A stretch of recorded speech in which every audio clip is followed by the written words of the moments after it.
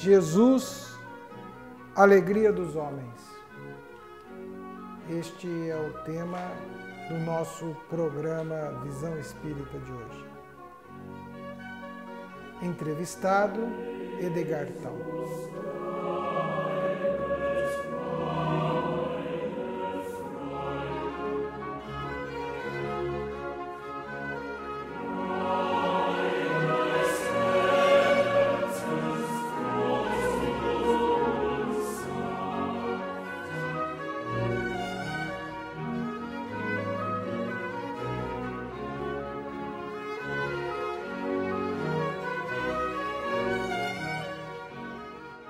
O programa Visão Espírita, com esta abertura, pede licença para adentrar o seu lar e levar-lhe uma mensagem de fé, de otimismo e de esperança. O programa Visão Espírita se propõe realmente a buscar uma alegria nesta nossa conversa de hoje. Edgar, bem-vindo. Muito obrigado, Zola. Edgar, em João 17:13 está escrito: mas agora vou para ti e digo isto no mundo, para que tenham a minha alegria completa em si mesmo. É uma afirmativa de Jesus. De Jesus. O tema do programa, Jesus, alegria dos homens. Emmanuel, na mensagem Mentores e Ceareiros, escreve: muitos já ouviram ou pregaram as mensagens do Evangelho, mas não desocupam o coração para que Jesus os visite. Jesus diz que vá ao mundo. Emmanuel afirma que não desocupam o coração. Como ligar, como desocupar o coração para que Jesus participe? Zola, nós podemos fazer uma analogia do coração como a manjedoura do Cristo. Quando Lucas, no capítulo 2, faz a anunciação da chegada de Jesus, essa anunciação ela é cercada de júbilo, cercada de alegria. É, na verdade, uma exortação ao amor de Deus para com todas as criaturas. Lucas vai dizer: não temais, porque eu vos trago agora uma boa nova de muita alegria para todas as gentes. Vos nasceu hoje, na cidade de Davi, o Messias, o Cristo Senhor. A exortação de Lucas, portanto, irá em seguida afirmar para aquele grupo de pastores que Jesus seria encontrado numa manjedoura envolto em panos.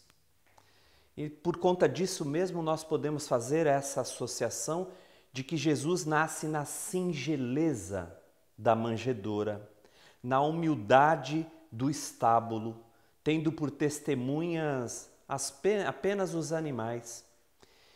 E que de alguma sorte Jesus também nascer nos corações humanos, na singeleza e humildade destes mesmos corações.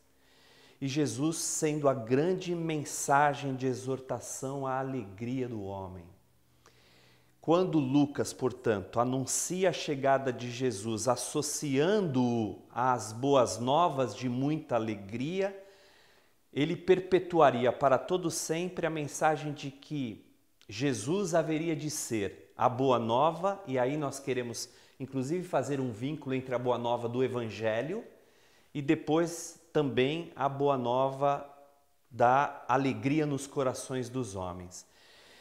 É verdade que nós temos nos mantido refratários à receptividade, ao acolhimento. Eu diria que nós estamos gestacionando muitas vezes a chegada de Jesus sem permitir-lhe o nascimento dentro de nós. Parece que nós muitas vezes, inclusive, temos refutado o nascimento de Jesus em nós.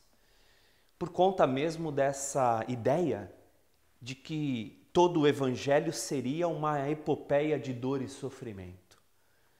E por conta disso nós tendemos a afastá-lo.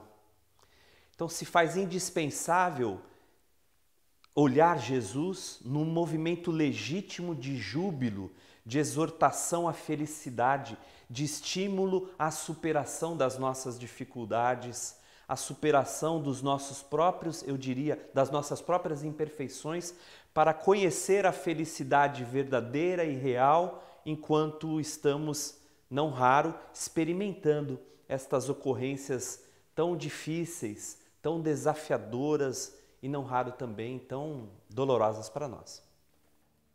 A alegria, que é uma manifestação de satisfação, de bem-estar, em função de algo que se realiza. Então as pessoas ficam alegres. Em tempos atuais, nós estamos diante de uma alegria que beira a euforia, alimentada por situações e por ocasiões que se distanciam muito da realidade do Evangelho. As origens das alegrias que nos tocam, que nos provocam, que nos sensibilizam, que nos fazem sentir bem, é porque o mundo nos absorveu de tal forma e de tal maneira que Jesus passou a ser um estranho. Jesus ainda é um ilustre desconhecido para muitos de nós. A alegria do mundo é uma alegria efêmera, é uma alegria transitória, circunstancial, nos atendendo aos imediatismos das nossas expectativas por um momento. Como o homem ainda não vislumbra e desconhece muitas vezes completamente a sua destinação gloriosa, a vida temporal se resume a estas conquistas temporais, a essas experiências do momento, a dedicação aos movimentos hedonistas, aos prazeres, essencialmente à fruição. Na falta dessa expectativa mais amplificada, dessa noção gloriosa de que somos todos fadados à felicidade, nós deixamos Jesus de lado porque as promessas que ele tem nos feito não são aplicáveis a esse mundo temporal, a estas circunstâncias efêmeras. A felicidade de Jesus é a conquista celeste. A alegria que Cristo nos proporciona é reconhecer que, apesar das ocorrências do mundo, nós haveremos de encontrar a felicidade plena e, eu diria, a alegria completa além do mundo. Ora, se eu só penso nas questões circunstanciais à minha existência temporal, naturalmente eu ignoro ou desprezo aquelas outras. Por conta disso, Jesus estranhamente, parece não se casar com os interesses celestes e as nossas expectativas mundanas. Mundanas no sentido do mundo, né? Do pertencimento ao mundo. Então há uma certa incoerência nisso. Porque para que essas alegrias celestes sejam experimentadas em nós, nós precisamos de um certo deslocamento do mundo. Jesus dizia, eu estou no mundo, mas não sou do mundo.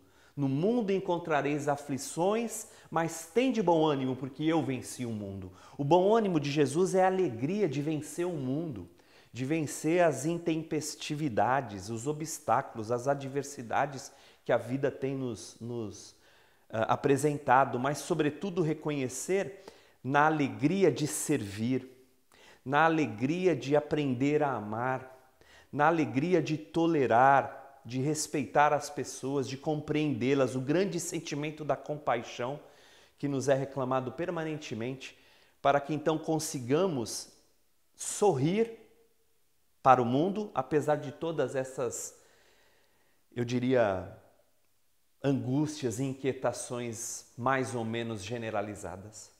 A vinda de Jesus para o meio judaico-cristão, para nós, né, que somos partícipes e adeptos dos seus ensinos, ao longo de uma história, né, é colocada como se a felicidade não é deste mundo. Né? Tudo é colocado num mundo à parte. E dentro deste mundo, a felicidade que se pode perceber é aquilo para quem Jesus veio, dá-se a entender mais ou menos como está nesta frase de Emmanuel, na lição 93 do livro Caminho, Verdade e Vida. Escreve Emmanuel: através de séculos, viu-se no Evangelho um conjunto de notícias dolorosas. Um Salvador abnegado e puro é conduzido ao madeiro destinado aos infames. Discípulos debandados, perseguições sem contas, martírios e lágrimas para todos os seguidores. Quando você se depara com uma situação como esta, olha para as circunstâncias do mundo, como ter alegria, como isto se representar felicidade? Porque o que nós estamos colocando, e isso é divulgado e colocado ao longo de muito tempo, que é essa realidade que se tem, que se tateia, que se percebe.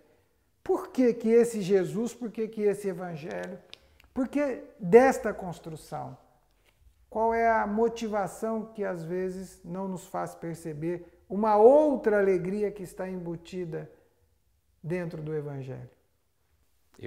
Ainda pensamos que se trata de uma visão exclusivamente temporal e material.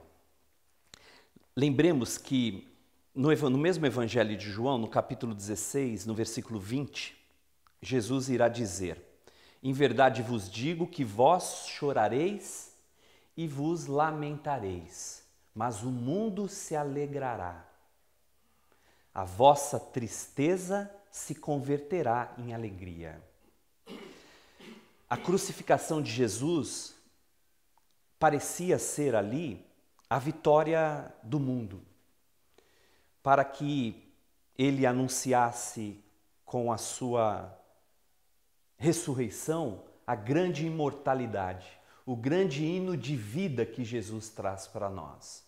Então a vitória do Cristo não se daria em circunstâncias terrenas, como de fato aparentemente não se deram. Mas a vitória de Cristo se sustenta na parte das conquistas espirituais, na glória da imortalidade eterna, no caminho de redenção da própria humanidade.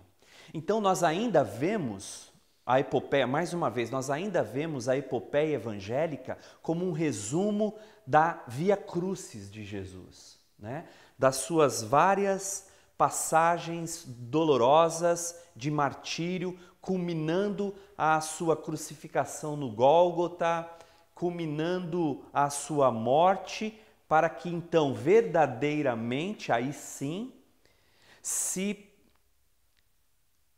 apresentasse para o mundo a grande vitória da ressurreição de Jesus. Então há de fato essa incoerência, porque nós, os seres humanos, desejam, aspiram, e não há nada de errado nisso, desejam e aspiram as conquistas para o agora.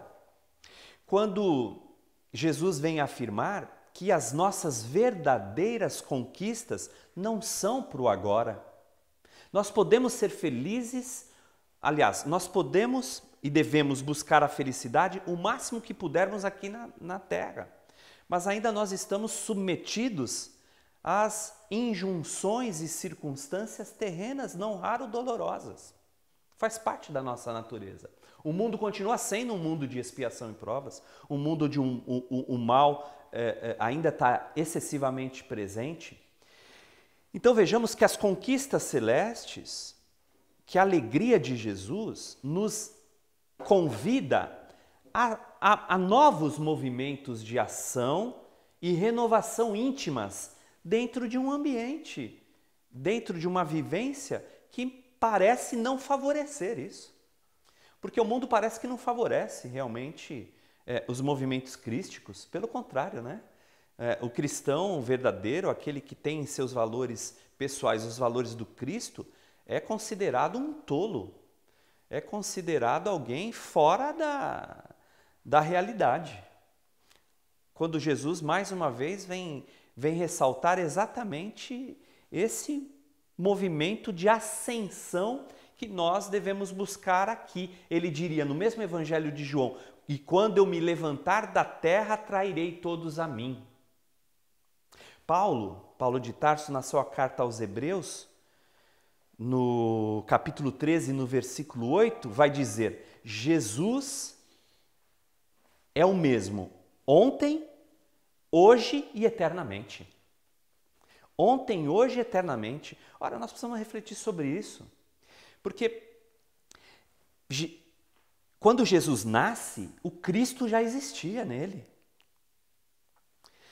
Jesus desce das regiões felizes, trazendo a sua alegria peculiar a um mundo de aflições. Então, quando nasce Jesus, nascia o grande hino da felicidade que ele é portador. Jesus nasce em nós com a glória da felicidade cristã, da alegria cristã. Os mártires do cristianismo primitivo, os verdadeiros mártires do cristianismo primitivo, é claro, ofereciam-se em holocausto alegremente, cantando hosanas às alturas por poderem testemunhar com fidelidade a alegria de se verem cristãos e principalmente, Zola, de se sentirem cristãos, por amor ao Cristo. Então vejamos que o que nos falta é aquela tua primeira pergunta inicial, o acolhimento de Jesus no campo afetivo, na manjedoura do coração, porque tem nos sobrado Jesus crucificado e tem nos faltado Jesus na manjedoura.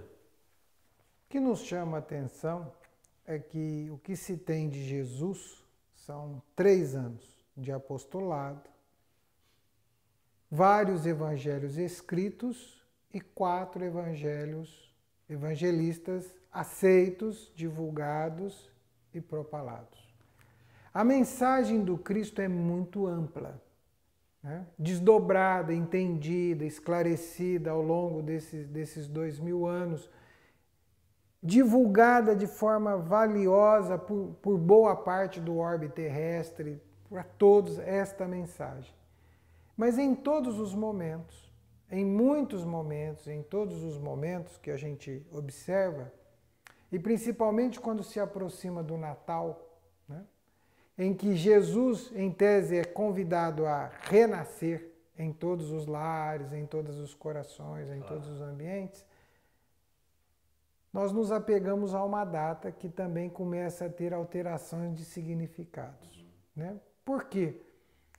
Porque ela traz, às vezes, algumas situações de tristezas, de lembranças e tal. Então, mais uma vez, nós observamos Jesus se afastando de uma alegria.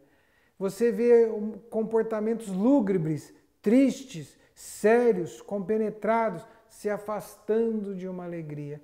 Como é agora, nesse dinamismo em que nós estamos de progresso, como conseguir trazer essa alegria de Jesus diante destas constatações e destes fatos? Descrucificando Jesus.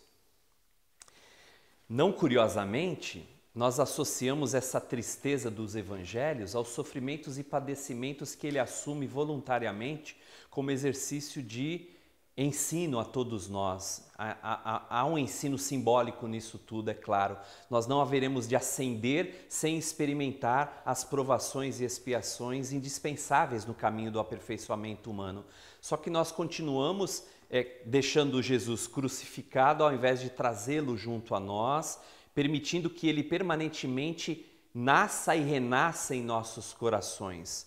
Então, mais uma vez eu ainda ressalto, como nós ainda nos encontramos excessivamente imediatistas no mundo transitório e efêmero, nós queremos as soluções para ontem.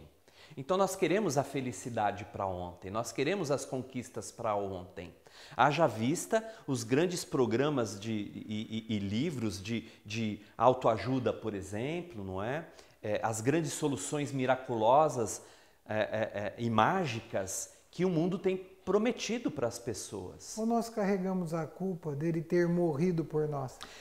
Essa é uma ideia também, né, que a gente precisa começar a refletir. Ora, se Jesus morreu por nós, e essa é uma ideia excessivamente católica que nós não devemos considerar nas lides espiritistas, mas se Jesus morreu por nós, ele nasceu para quem?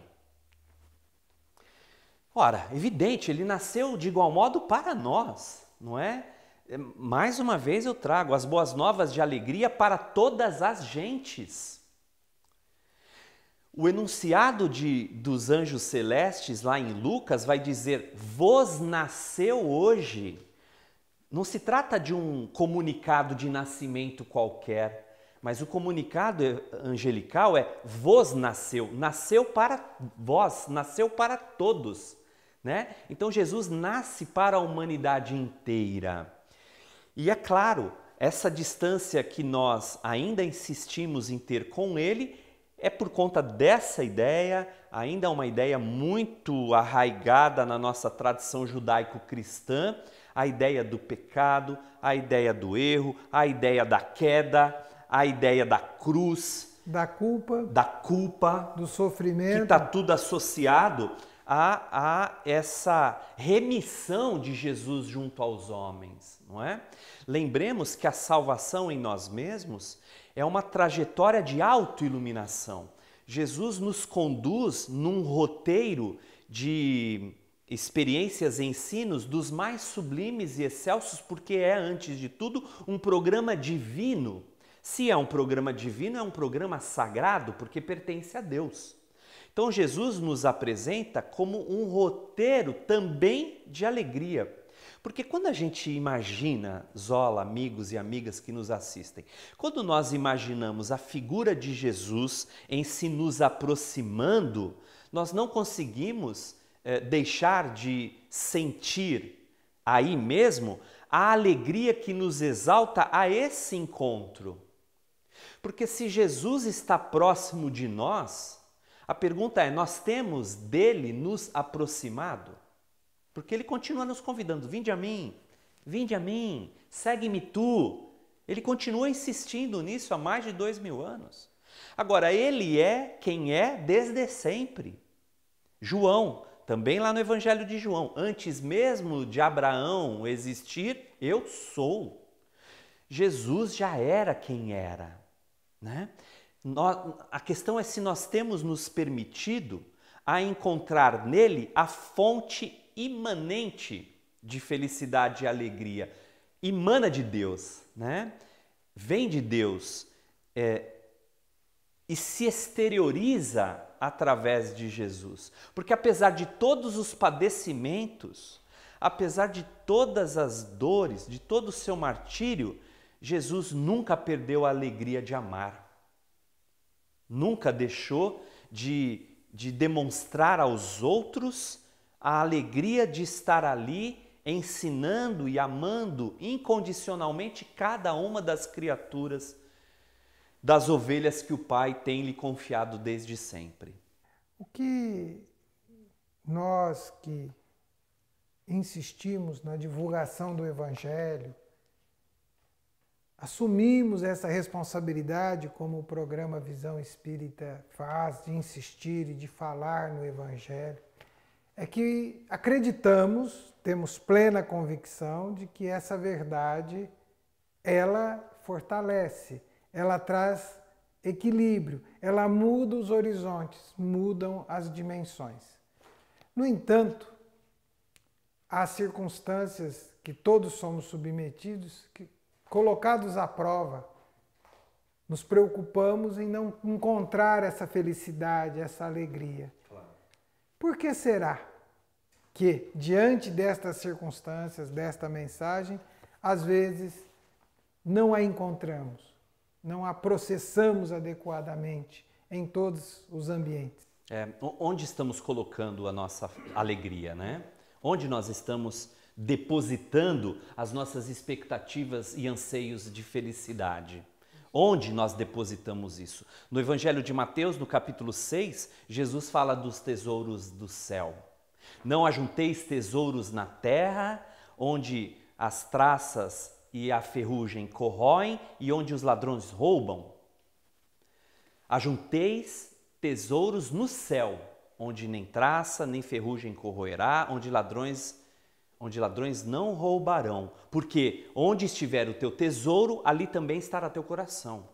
Ora, se o nosso tesouro, se nós depositamos o tesouro das nossas supostas alegrias e felicidades na transitoriedade, na temporalidade, nas questões efêmeras, nas questões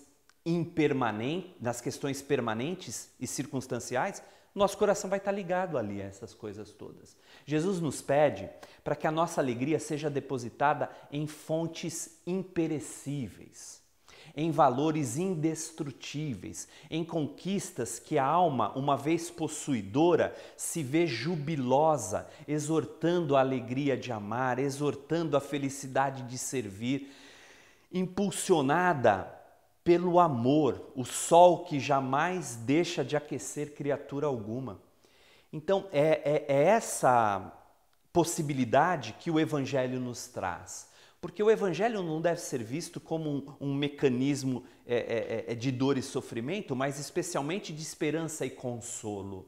Porque depois da morte na cruz, Jesus anuncia a imortalidade pessoalmente. É Ele que está ali, vivo, pensante, amoroso, ensinando ainda. E Jesus destrói a morte a partir daquele momento. Se nas palavras de Fernando Duó, o Espiritismo mata a morte, com a chamada ressurreição e a imortalidade anunciada por Jesus, a morte deixa de ser aquela penumbra desconhecida para ser o grande hino de imortalidade e vida eterna ao seio da felicidade que anelamos e que, naturalmente, é construída paulatinamente, gradativamente em nós. O programa Visão Espírita chega ao seu final, agradecendo o Edgar e pedindo, no seu encerramento, que o Edgar nos deixe uma mensagem. Mais uma vez, lembrando a figura de Jesus nascendo na manjedoura, ensinando-nos humildade e dedicação, lembremos que a sua vida apostólica se inicia numa festa, nas bodas de Canaã, onde ele alegremente compartilhava a sua divina presença entre os seus discípulos amados, a sua família e aqueles todos convidados das núpcias que se dariam. Jesus anuncia ali a sua chegada para transformar as pessoas com alegria, as pessoas buscando a felicidade. E é o que nós, de fato, desejamos a cada um daqueles que nos têm prestigiado aqui no programa Visão Espírita, especialmente no Natal que se aproxima, deixando que Jesus seja o grande nascedouro de bênçãos em nossos corações. Até o próximo Visão Espírita.